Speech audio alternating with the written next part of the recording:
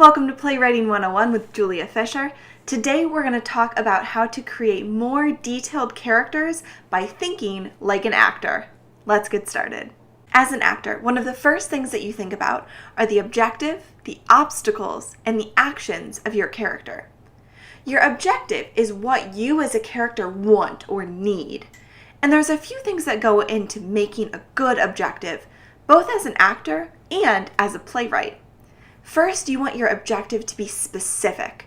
So instead of something like, oh, I want world peace, your objective should be something more like, I need to stop this fight between my two best friends. It's much more specific, it's more immediate, and it's something more attainable as well.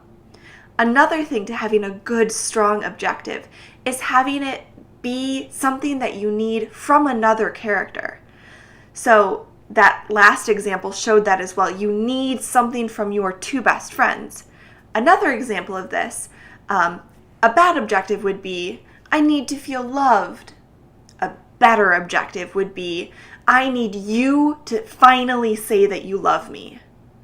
That's an objective that is dependent on another character.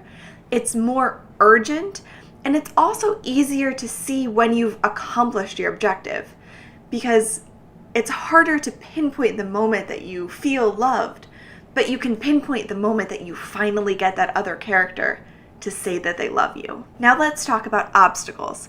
As I'm sure you can guess, obstacles are anything that stands in the way of your character getting their objective.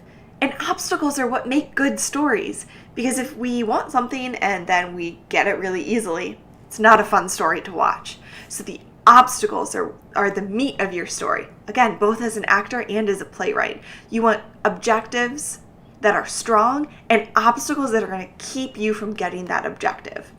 Obstacles can be very interesting when they take the form of another character.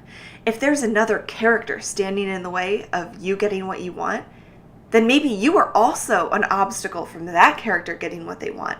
And that makes really interesting stories. So as a playwright, consider as you're creating these obstacles for your characters, maybe the characters themselves can be obstacles for each other. Lastly, let's talk about actions. Actions go by a few other terms as well, including tactics. But in this use, actions does not necessarily mean something physically active, but actions mean the things that your character does to get what they want. And the actions of your character as an actor and as a playwright creating your characters, your actions should change throughout the course of your play. Because what happens is your character tries an action and it doesn't work. They don't get their objective. So then they try a different action and it doesn't work and they don't get their objective. And then they try another action. And that's where this variety in acting and character development comes from. So let's look at different actions using kind of a silly example. Pretend my character wants your character to just do the dishes already.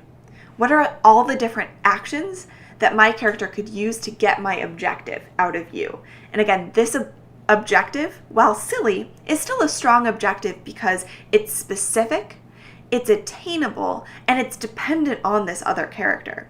So some of the actions I could use are to be really passive-aggressive about it and just let it pile up and see if you notice. My action could be to straight up ask you to do the dishes. My action could be to yell at you about why you never do the dishes. It could be to leave you little notes all around the house saying, hey, remember the dishes?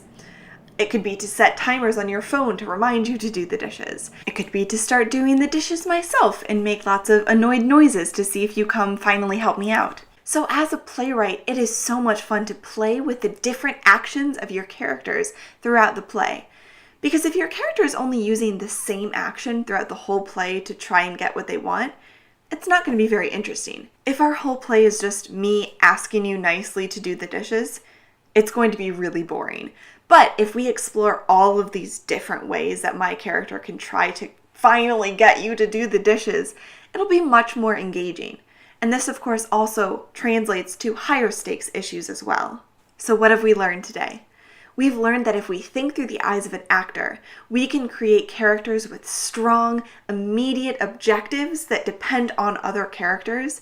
We can create interesting obstacles to those objectives, and we can think about specific and varying actions that our characters can take throughout the play to finally try and get their objective. So as you're writing, I would recommend that you write a list of every character in your play and identify their objective, making sure that it is strong and specific, their obstacles, which may end up being other characters in your play, and their actions, making sure that they are taking many concrete, specific, different actions throughout your play to keep us engaged.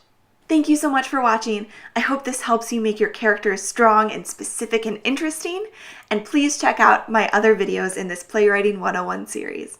Thanks for watching, have a great day, and see you next time.